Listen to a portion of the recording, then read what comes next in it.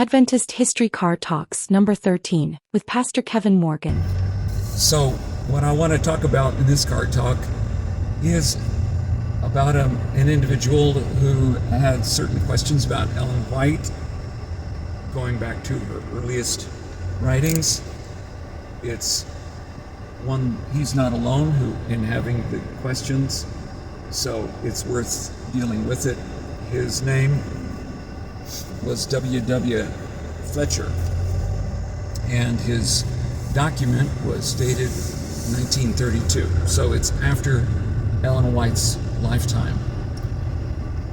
And what he does is to call into question the statements in the 1882 book Early Writings that affirms that they are simply using the earlier work and just updating it somewhat using editing some words, but that all the material in the original work are there.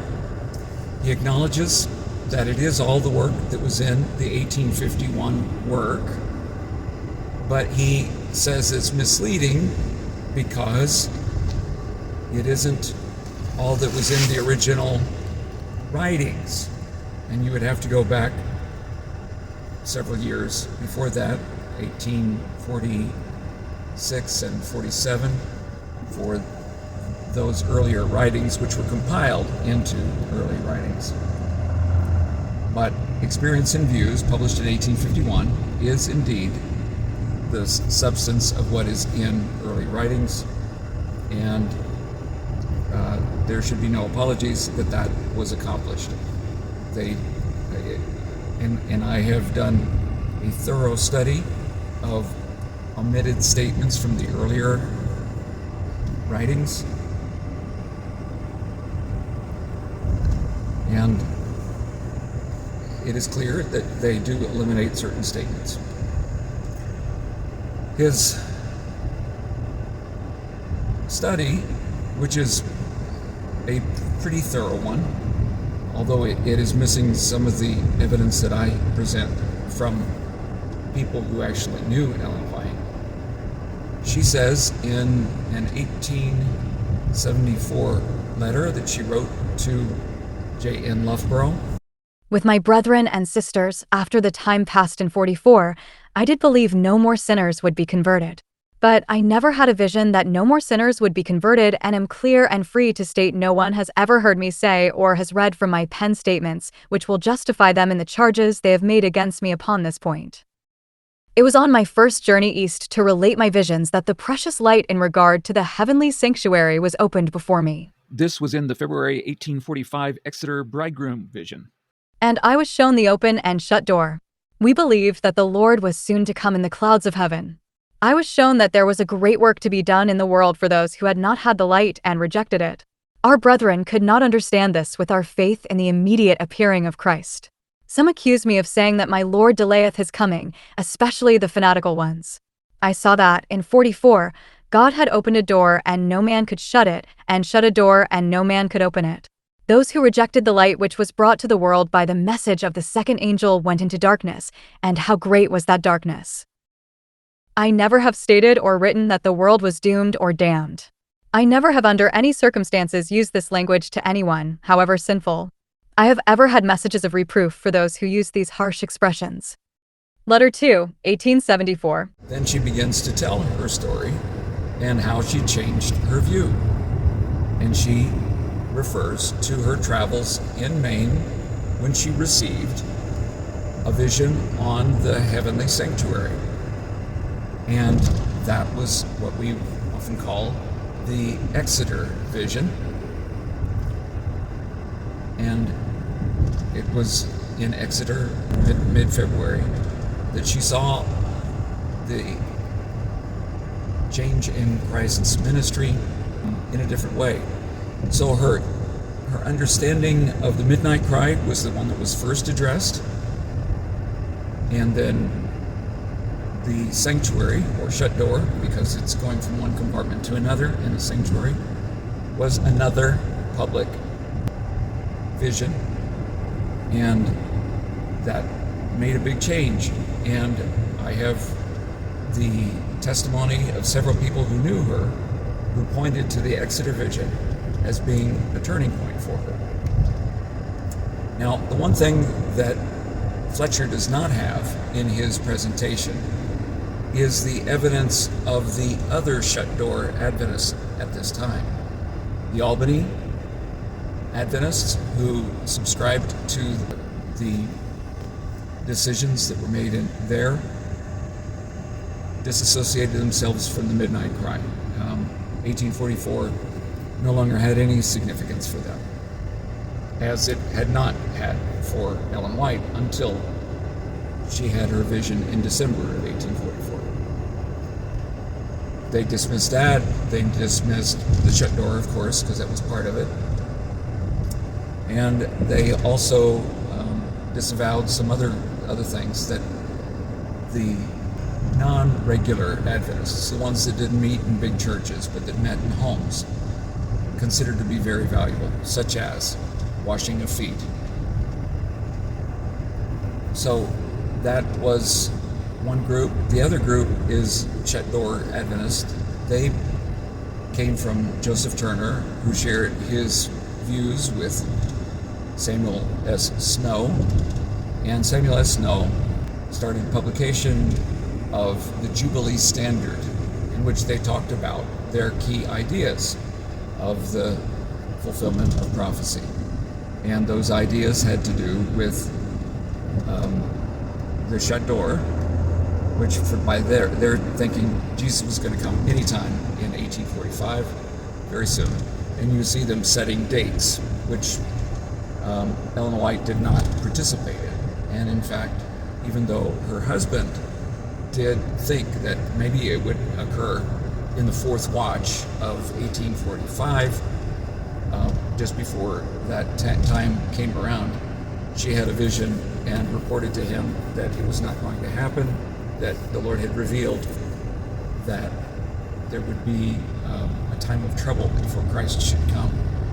And so they were forewarned, and from that point, James did not subscribe to any more date setting. Joseph Bates did within a 7-year period and thought that it would occur in 1851, but both James and Ellen told him not to go there. With great deference, they were very polite about it. I saw that God had not made a test of time since 1844, and that time never again will be a test.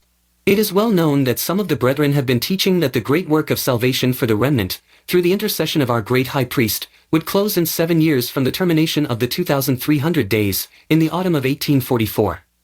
Some who have thus taught we esteem very highly, and love fervently, as brethren, and we feel that it becomes us to be slow to say anything to hurt their feelings, yet we cannot refrain from giving some reasons why we do not receive the time. 1. The proof presented has not been sufficient. 2. The message of the third angel does not hang on time. 3. We are now emphatically in the waiting time, in the time of the patience of the saints. But showing that they appreciated Bates, but that they did not agree with his interpretation. And she had a vision, which we have the envelope for it still, handwritten by one of the witnesses. He copied it, and we have it in his handwriting, that there no more time prophecies. Time should not be an issue. The Lord showed me that the message must go, and that it must never be hung on time, for time never will be a test again. So going back, the Jubilee Standard folks believed in date setting, they believed in a shut door. And for their shut door, they continued to say, we just need to close our eyes and shut off our hearts to those that we would wish to be saved, because they weren't part of the movement and they can't be saved. And they would refer to the words of Jesus, remember Lot's wife, don't turn back, in other words. And that was repeated multiple times, as well as the dates, all through the Jubilee Standard, which lasted approximately 5 months. And then that was the end. Because all their date setting did not bring them to the return of Christ.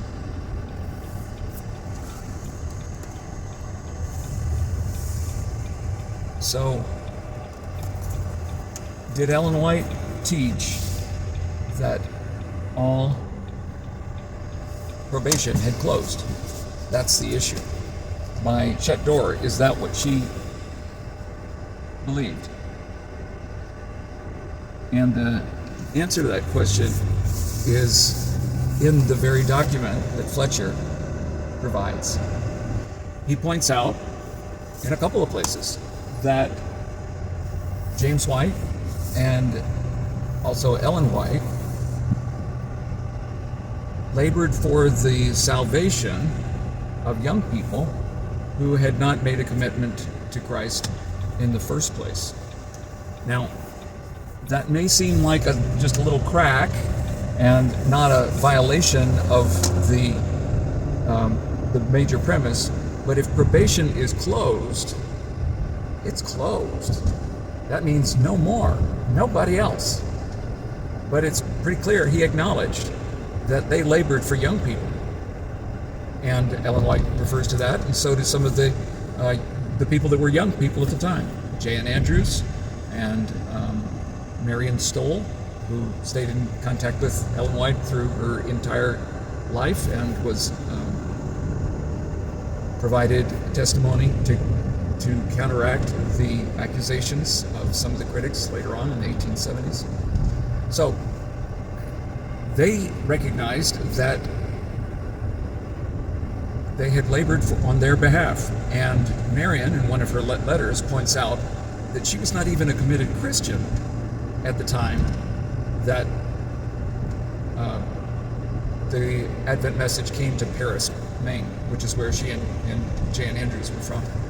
And that she came to a commitment to Christ in part because of what she learned from Ellen. So that's one. And Jan Andrews also testified, and I have another contact from those early days who said the same thing. I think it was Abby. So from early on, there was that sense.